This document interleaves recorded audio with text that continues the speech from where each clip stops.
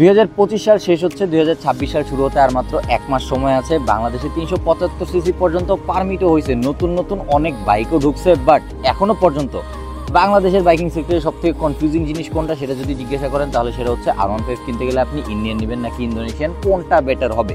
Well, ওইটাই আপনাদেরকে বলার জন্য আজকে আমি আমার সাথে নিয়ে আসছি একটা R15M। এটা হচ্ছে ইন্ডিয়ান এডিশন BS7, একদম লেটেস্ট এডিশনটা। অ্যান্ড একটা সময় আমার একটা R15M ইন্দোনেশিয়ান ছিল। তো দুইটার কম্পারিজনে আমি আপনাদেরকে বলবো যে এই দুইটা বাইকের মধ্যে কোনটা কিনলে পরে আপনার জন্য বেটার হবে। যেহেতু এটা একদম লেটেস্ট মডেল, এটা নিয়ে স্পেসিফিক আলাদা কোনো ভিডিও আমার চ্যানেলে নাই। তো চলুন প্রথমে আপনাদেরকে এইটার কিছু স্পেসিফিকেশন সম্পর্কে বলি যে এই বাইকে কি কি আছে, কি কি নতুন আছে যেটা ইন্দোনেশিয়ানটাতে নাই।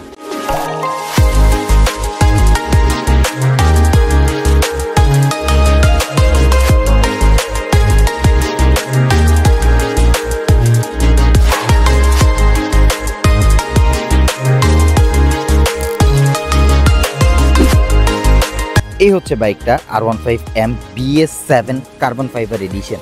কার্বন ফাইবার এডিশন কারণ এখানে হচ্ছে এই যে দেখেন এই কিটগুলা কার্বন ফাইবারে হাইড্রোডিপ করা। এটা আবার অরিজিনাল কার্বন ফাইবার না, আপনি যদি এই পাশে দেখেন এটা হচ্ছে একটা প্লাস্টিক। কার্বন ফাইবারের ফিনিশিং এই পাশে অন্যরকম হয়, এটা হচ্ছে হাইড্রোডিপ করা। এই জন্য এই মডেলটার প্রাইসও মার্কেটে বেশি। অ্যান্ড এর পাশাপাশি আপনি যদি এটার কিটগুলা কিনতে চান, এই যে এইখানে কার্বন ফাইবার ফিনিশিংওয়ালা, এইখানে এরপরে হচ্ছে এইখানে এই কিটগুলোর প্রাইসও কিন্তু নর্মাল অন্যান্য কিটের থেকে বেশি। নাও BS7 যে TFT স্পিডোমিটার দিয়েছিল এটা আমি আগে একটা ভিডিওতে দেখাইছিলাম। তো BS7 এর TFT স্পিডোমিটারের কথা আপনারা সবাই জানেন, অ্যান্ড LED ইন্ডিকেটর এটার কথাও মোটামুটি আপনারা সবাই জানেন। বাট লাস্ট যে এডিশনটা বের হয়েছে যেটাকে বলা হচ্ছে আইকন পারফরমেন্স, ওটাতে হচ্ছে এইখানে স্পিডোমিটারের 4টা বাটন আছে। আগে BS7 হচ্ছে এখানে 3টা বাটন ছিল। তো এই 4টা বাটন দিয়ে এখন স্পিডোমিটারে স্ক্রল করা আরেকটু ইজি হয়ে গেছে।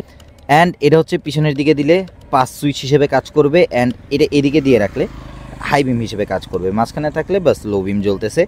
অ্যান্ড এই 4টা বাটন দিয়ে চলুন আপনাদেরকে স্পিডোমিটার একটু ঘুরে দেখাই। এদিকে গেলে আপনি music, navigation, notification, weather, menu, music, আবার নেভিগেশন, মানে এই পর্যন্তই হচ্ছে জিনিসপত্র।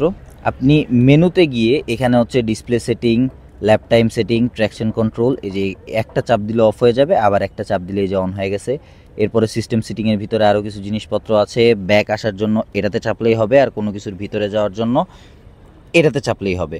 তো এই হচ্ছে জিনিসপত্র BS7 আইকন পারফরমেন্সের। অ্যান্ড এটা হচ্ছে হ্যাজার্ডের সুইচ, যেটা দিলে পরে এখানে হচ্ছে 4টা ইন্ডিকেটর জ্বলে। ওকে, সো এইটুকুই ছিল হচ্ছে স্পিডোমিটার জিনিসপত্র। এর বাইরে বাইকে কুইক শিফটার আছে, ট্র্যাকশন কন্ট্রোল আছে, এটা তো আপনারা আগে থেকেই জানেন কারণ এটা R15 ভার্সন 4 বা M মডেলটার একদম শুরু থেকেই ছিল। এখন চলুন বাইকটা রাইড করতে করতে আপনাদেরকে বাকি কথাবার্তা বলি। বাইকটা দেখে একটু বেশি নতুন নতুন লাগতেছে, খালি একটু ধুলা লাগছে, বাট এদিকে পলি করা এদিকে পলি করা, মনে হচ্ছে একদম নতুন বাইক। বাট এতটা নতুন না, এটা 2600 কিলোমিটার চলা একটা সেকেন্ড হ্যান্ড বাইক। অ্যান্ড এটা নিয়ে আসছে আমি রায়ান মোটরস থেকে, একটা ইউজড বাইকের শপ। সো আপনারা কেউ যদি কোনো ইউজড বাইক কিনতে চান রায়ান মোটরস থেকে কিনতে পারেন, ওখানে এই BS7টাও অ্যাভেলেবল আছে। এর পাশাপাশি মোটামুটি সব টাইপের ইউজ বাইক আছে। কি কি বাইক আছে ওটা দেখার জন্য রায়ান মোটরসের ফেসবুক পেজ ভিজিট করতে পারেন। অ্যান্ড কোনো বাইক পছন্দ হলে তারপরে ওনাদের সাথে দামাদামি করতে পারেন। তো চলুন প্রথমে আপনাদেরকে বলি যে ইন্দোনেশিয়ানে আপনি কি কি পাবেন না যেটা ইন্ডিয়ানে আপনি এক্সট্রা পাচ্ছেন। প্রথমত এই LED ইন্ডিকেটরগুলো শুধুমাত্র ইন্ডিয়ানটাতেই দেওয়া হয়, ইন্দোনেশিয়ানটাতে দেওয়া হয় না, কারণ ইন্দোনেশিয়ানটাতে প্রথম যে এডিশনটা আসছে তারপরে আর কোনো আপডেট আসে নাই। দ্বিতীয়ত TFT স্পিডোমিটার শুধুমাত্র ইন্ডিয়ানটাতেই আছে, ইন্দোনেশিয়ানটাতে এখনও নাই।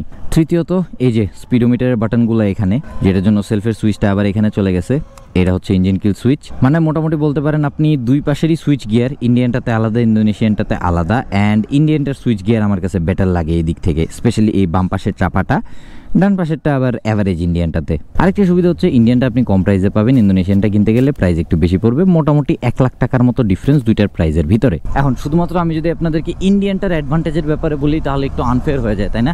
চলেন ইন্দোনেশিয়ানটার অ্যাডভান্টেজের ব্যাপারেও একটু বলি। ইন্দোনেশিয়ানটার ইঞ্জিন পাওয়ার আর একটু বেশি, এটার ম্যাক্সিমাম পাওয়ার হচ্ছে 18.4 PS, ম্যাক্সিমাম টর্ক হচ্ছে 14.2 নিউটন মিটার। বাট ইন্দোনেশিয়ানটা on crank maximum power produce করে হচ্ছে 19.3 PS এবং ম্যাক্সিমাম টর্ক হচ্ছে 14.7 নিউটন মিটার্স। এটার জন্য যদি টপ স্পিডের ডিফারেন্সের কথা বলি 2-3 কিলোমিটারের ডিফারেন্স হয়, এর থেকে বেশি ডিফারেন্স হয় না। এরপরে 0 to 100 টাইমিংয়ের কথা যদি বলি তাহলে দুইটা বাইকেই আপনার অ্যারাউন্ড 9 সেকেন্ডের মতো টাইম লাগবে 0 to 100-এ। এরপরে যদি স্মুথনেসের কথা বলি তাহলে ইন্ডিয়ানটাই আরও বেশি স্মুথ, ইন্দোনেশিয়ান থেকে ইন্ডিয়ানটা আরও একটু বেশি স্মুথ লাগে। আপনি যদি বিল্ড কোয়ালিটির কথা বলেন, হ্যাঁ বিল্ড কোয়ালিটি ইন্দোনেশিয়ানে হালকা একটু বেটার, স্লাইটলি বেটার। ভার্সন 3-র ক্ষেত্রে যেটা ছিল যে ইন্ডিয়ান ভার্সন 3 আর ইন্দো ভার্সন 3-র মধ্যে অনেক বেশি তফাৎ, ভার্সন 4-এর ক্ষেত্রে আর তেমন না। ভার্সন 4-এর ক্ষেত্রে ইন্দো আর ইন্ডিয়ানে এত বেশি তফাৎ না।